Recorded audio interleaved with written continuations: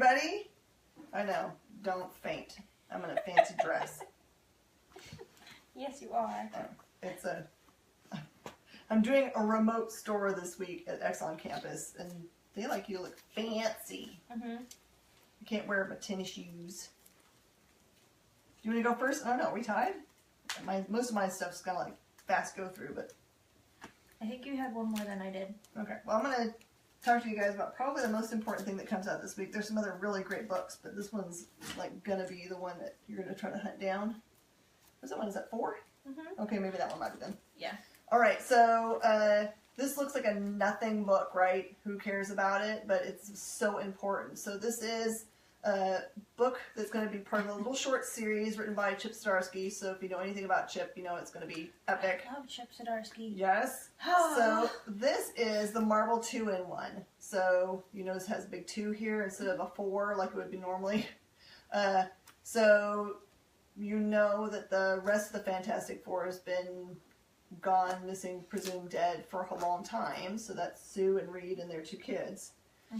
And you've been left with Johnny and the Thing. So this story kind of like starts out with those 2 characters and them dealing with the tragedy of that still. They don't want to think about it. Johnny really is not wanting to be around Ben anymore because he just reminds him of the family and he doesn't like to do that. So for all of you guys out there that have been wondering and hoping that there's more for the Fantastic Four and that they can be back to their awesome glory, this feels like a little bit of a hint of the beginning.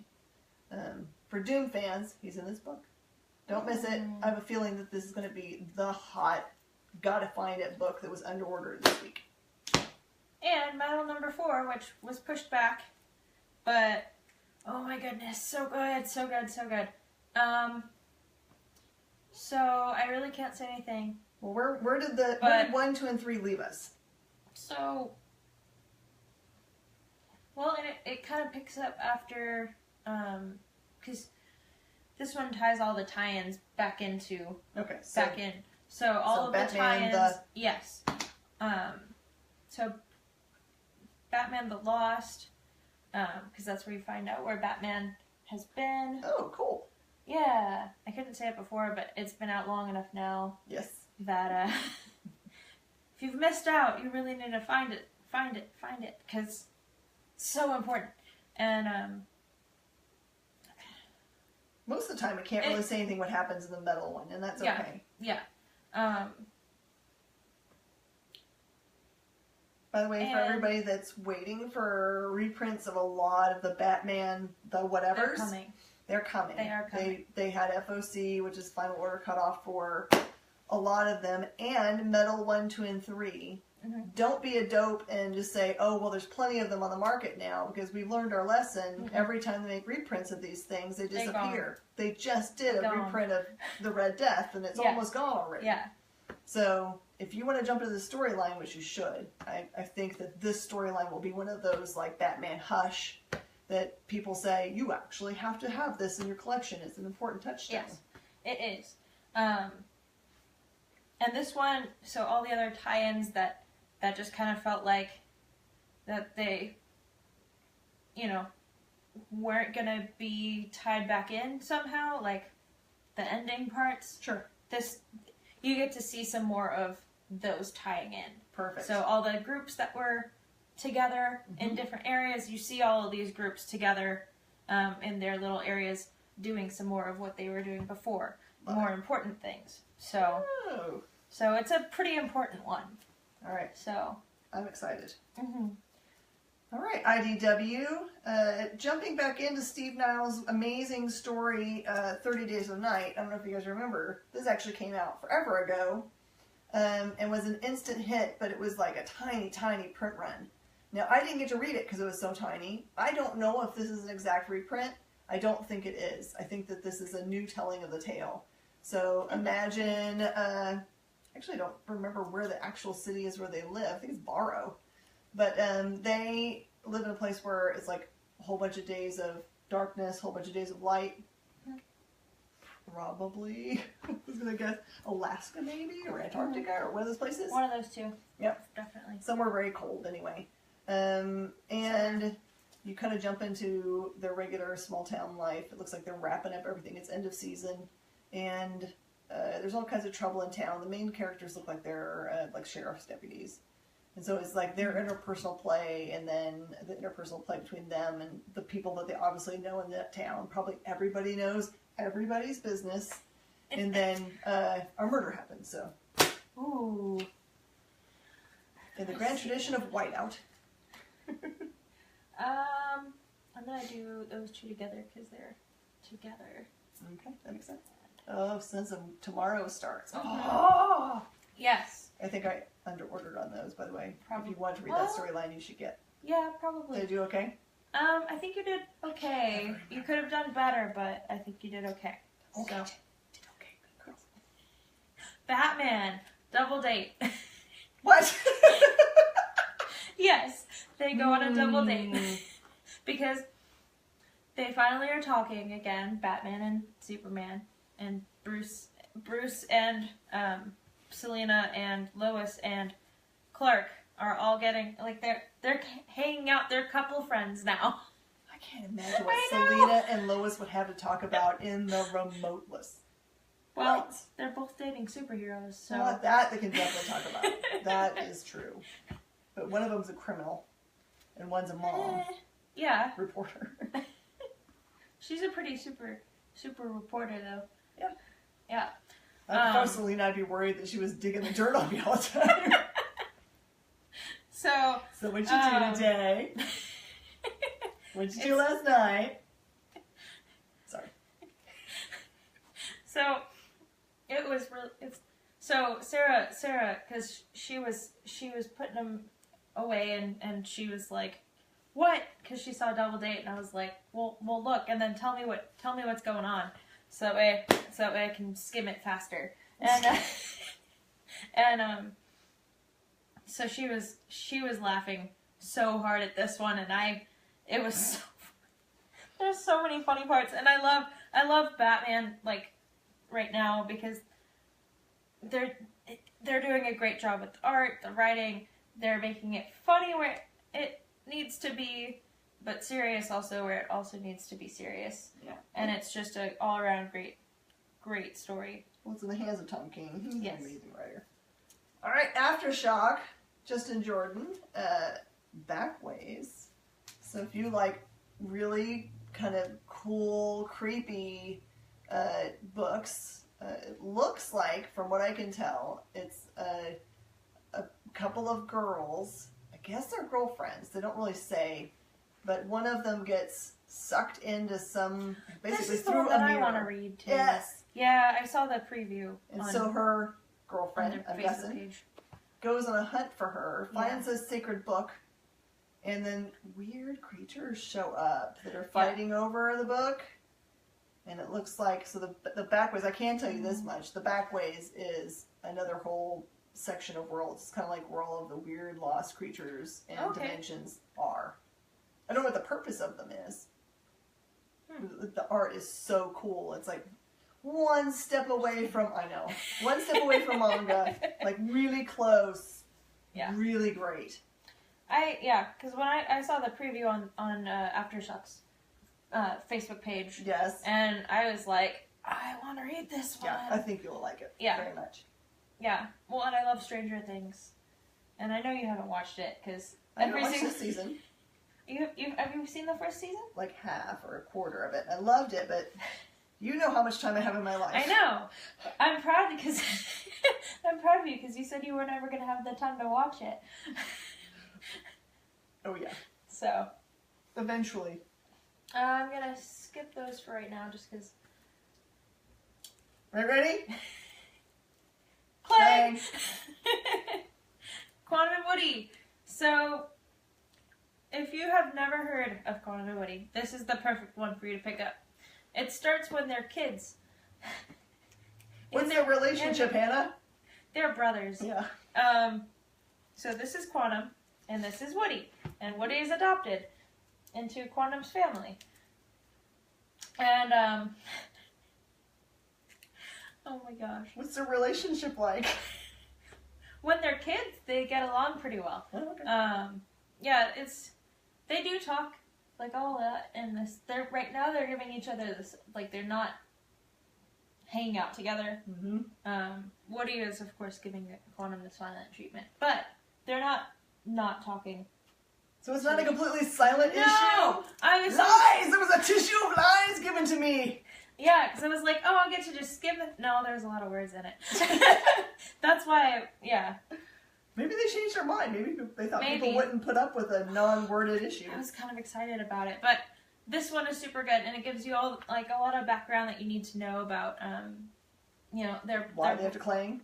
Yes, why they have to clang, their relationship, why right now they're not getting along. Mm-hmm. What happens if they don't clang, Hannah? They will go away, mm-hmm. and their goat will be an orphan. It's a sad, sad thing. By the way, the goat is so integral to their characters. Yeah. Don't judge it. Yeah, you gotta understand. You find out about the goat mm-hmm. in the book. So. By the way, Woody's trying Dinesh, I need mini goat action figures, please. Yes. Mm-hmm. And I need clangers. Can we have like a set of clangers?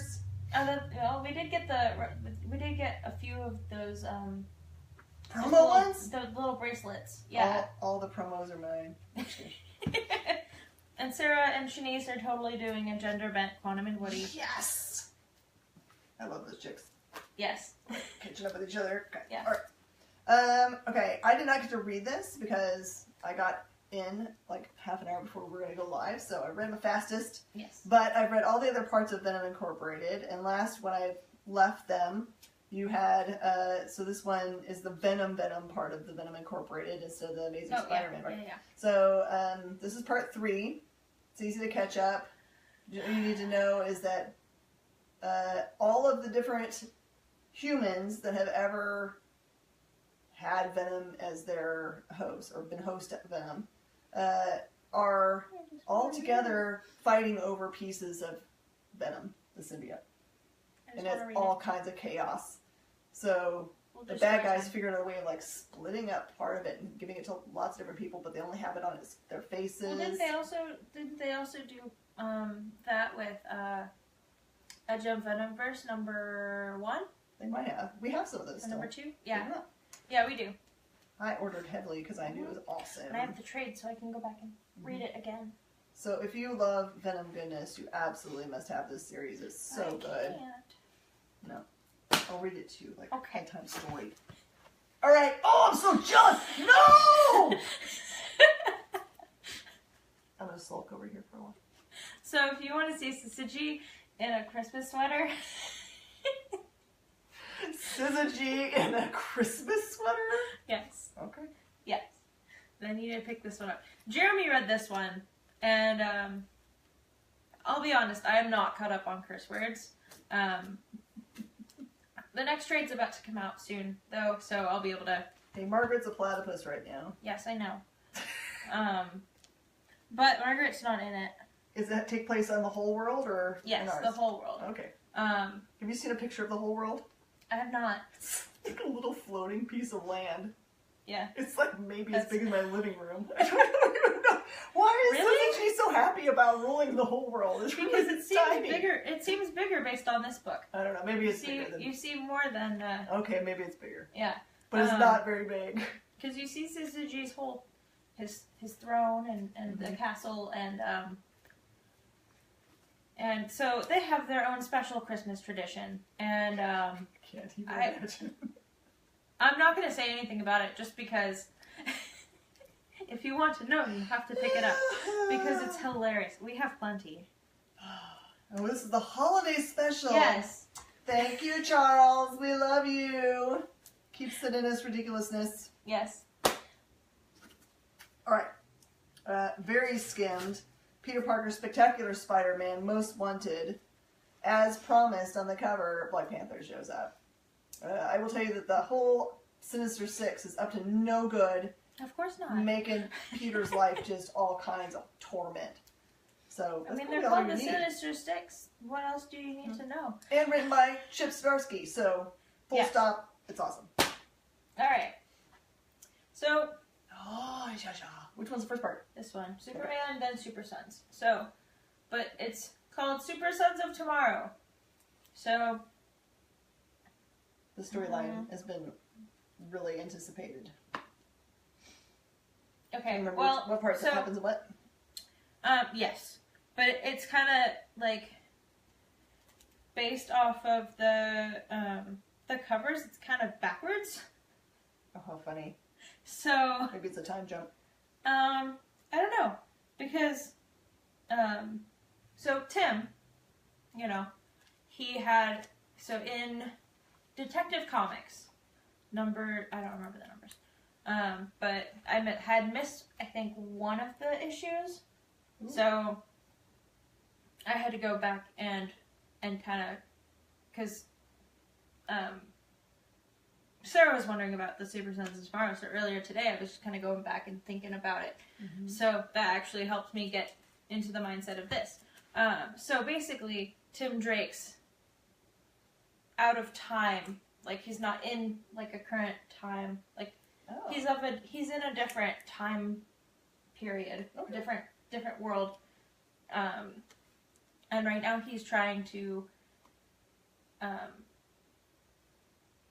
essentially make it happen so that way it's also in the current, like, in the real world in mm-hmm. DC.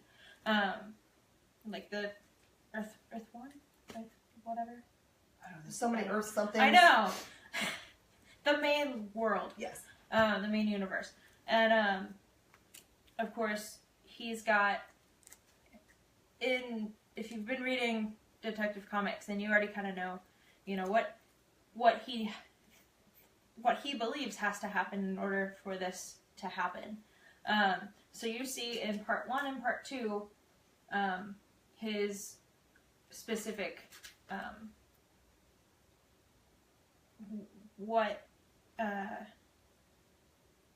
his whole plan is really revealed there.